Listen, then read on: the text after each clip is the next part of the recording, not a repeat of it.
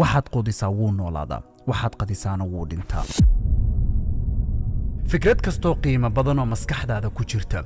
quudkeeda dhabta ah ee nololeed ka dhigi kara wax la taaban karo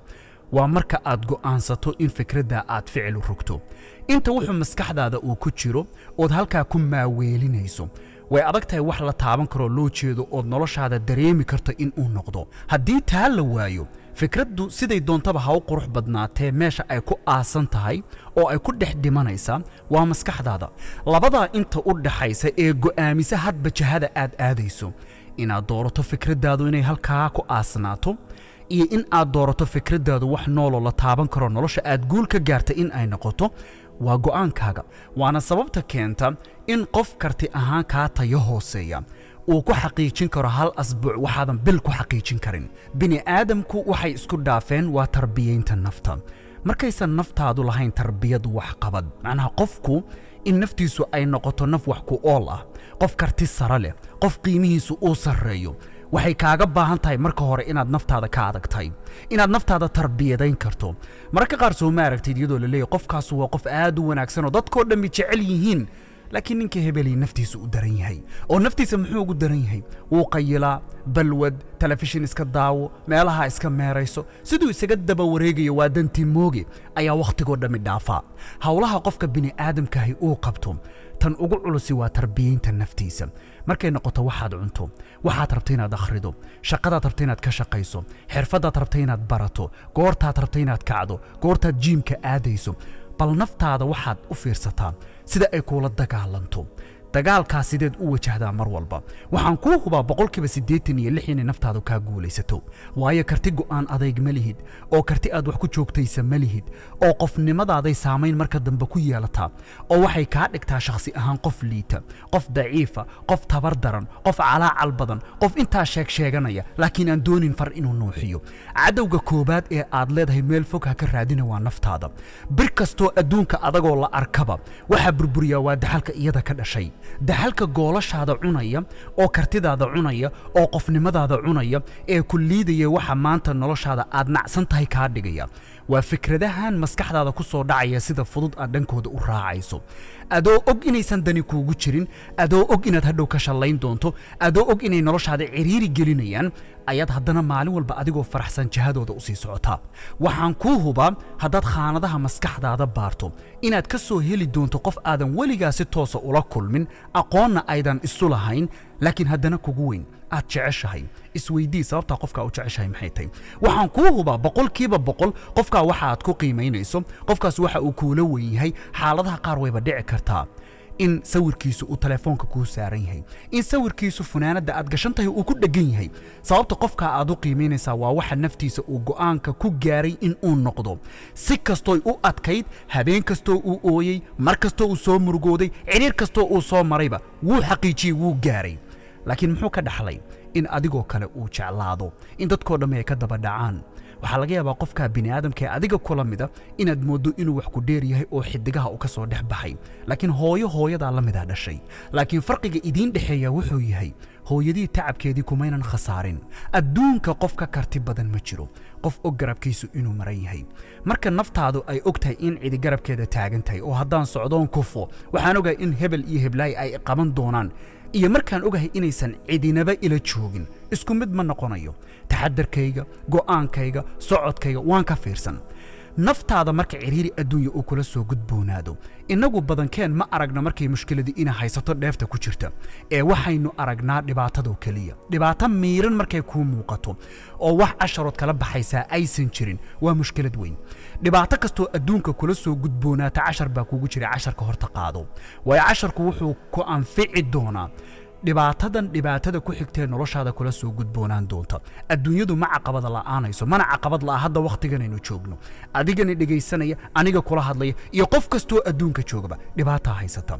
bal ka warna haddii dhibaatadayda aanan wax ka baran oo qofku meesha uu ku adkaado oo wax ku noqdo oo kartidiisu soo baxdo oo hibadiisa uu arkaa waa markuu dhibaatooyinka dhex galo oo uusan ka cabsan haddii xataa aad tirada dhibaataan ka cabsanaya miyay kulli ku daynaysaa waa maya adduunkan oo dhan baa dhibaato ka samaysan adduunkan shaqo iyo tacab iyo orod baa lagu keenay middaa maalintaad fahanto ayaa meesha waxaa ka bixi doonta inaan nastay ahayd inaan raaxaysto adduunyadu dhibaato badana maxay tahay rafaadkan aan ku jiro maxay tahay ciriirkan aan dareemayo sideedaba qofkaad rabtay inaad noqoto waxaa ka horeysa inaad diyaar u noqoto horta inaad isdaysaan qofka hadda aad tahay sababta dhabta ah ee jirtaana waxay tahay walwal kastood ka qabto mustaqbalka miyuu kolley kaa baajin wixii lagu qoray shalayto iyo murugo kastood la nooshahayse miyay wax ka bedeli maalmihii tegey diiradaada waxaad saartaa wakhtigan haddaad nooshahay dadku badi waxay ka fakarayaan waxa mustaqbalka imaan doona diiradoodoo dhanba waxay saaran tahay meel mugdiya oo waxa ka soo bixi doona aan la ogeyn inta kalena cajaladoodii waxaa u daaran wixii shalay ku dhacay guuldarradoodii dadkii soo xumeeyey dhibaataday soo mareen una fiirsa dhallinta badi maanta wakhtigan aynu joogno haddaad weydiiso tiraad warniyo noloshaada mad wax ka beddasho maad sida isu yara dhaanto weliniyo wakhti baan haystaa aan kaa baashaalo ku leeyihin wakhtigan hadda aad joogto inta uu kula gaari doono miyaad ogtahay waa maya maxaad marka wakhtigaaga enerjigaaga iyo tabartaada u gelinaysaa laba meelood oo aadan midna joogin tan aad joogtana uga mashquulsan tahay tan aad joogtana ay u dayacan tahay tan aad joogta adoo wax ka qaban kara xaqiiqo nolosha tan waxa aad rabtaa dhab waxay kuu noqon maalinta go'aankaaga iyo ballanta naftaada aad ka qaadaa ay dhabkaa noqdaan inta kuwaasoo ay been yihiin mar walbana ballantaasu ay jabayso mar walbana go'aankaagu uu liito oodan in yar xataa oo gows adayga aadan u lahayn nolosha waxa aad rabtaa way kugu adkaan inaad gaarto waxa aad rabtaa inay kuu rumoobaan iska daaya maalinba maalinta ka dambaysa waad ka sii fogaan waxaabana intaasoo dhan ka daranoo liidasho ah in qofku diiradiisa uu saaro afarta qof ee aadka u liidata kuwa xaasidiinta kugu ah kuwa ku necab kuwa wax kaa sheega kuwa ku quursada kuwa kugu qosla kuwa qalbiga inay kaa jabiyaan ma ahane wax kale aysan shaqadoodu ahayn diiradaada waxaad ka leexisaa dhammaantood diiradaada waxaad saartaa waxa dantaadu ay tahay diiradaada waxaad saartaa waxa aad rabtay inaad noqoto diiradaada waxaad saartaa sidaad qofkaa tahay qof ka wanaagsan u noqon lahayd heerka aad joogto heer ka sarreeya u gaari lahayd sidaad tayadaada qofnimo uga shaqaysiin lahayd sidaad damiirkaaga naftaada iyo dantaada keliya diiradaada u saari lahayd inaad hadalkooda ka falceliso inaad goolashaada ka mashquusho inaad wakhtigaaga ilbriqsiba ha noqotay xataa aad u quurto dareenkaagaba inay saamayn ku yeeshaan maahan bini aadamka xaasidnimo kama dhammaato bini aadamka kuwa ku liida oo ku quursado oo mar walba jabkaaga jecel inay ku jiraan shaki ma lahan soo ma ogid shidaalka qofka bini aadamkahi uu ku socdaaba in ay tahay marka qof uu wax kaa sheego oo ku yidhahdo waxaa ma qaban kartid waxaana ma baran kartid adigu umaad dhalan horta maxaad iska daalin janalkan hadda aad maanta iga dhagaysanayso codkayga maanta maad maqasheen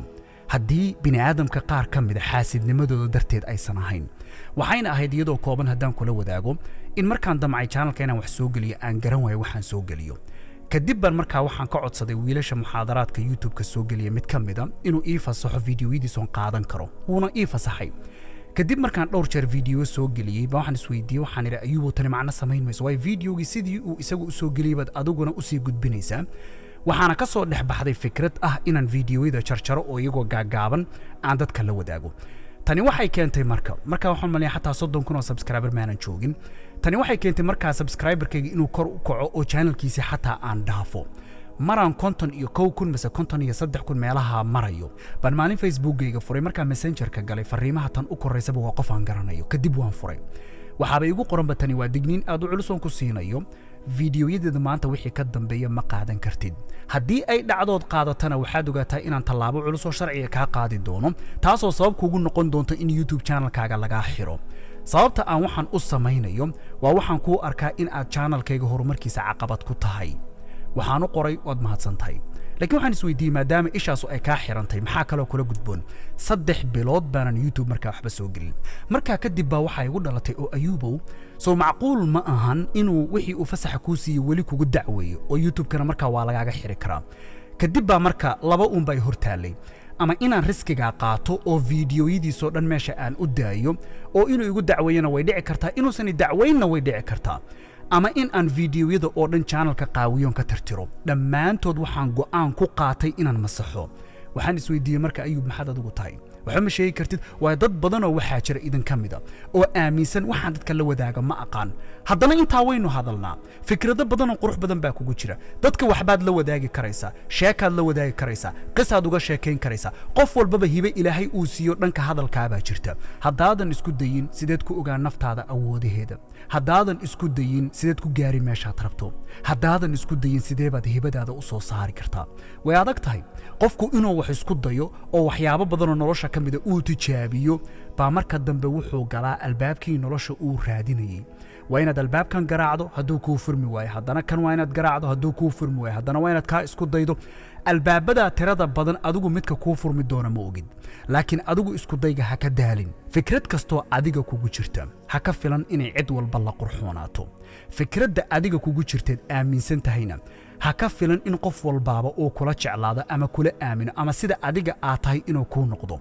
dad badanoo kaa hor imaanayaa jira dad badanoo ku durayaa jira dad badanoo wax kaa sheegayaa jira dad badanoo kugu caayayaa jira laakiin xaqiiqadu taa ma tahay way isweydiintu haddaba fikirka adigu aad leedahay ha kula weynaado naftaada waxa aad rabto inaad qabato qof bini aadam ha ugu aabba yeelin anigu waxaan idhahdaa mid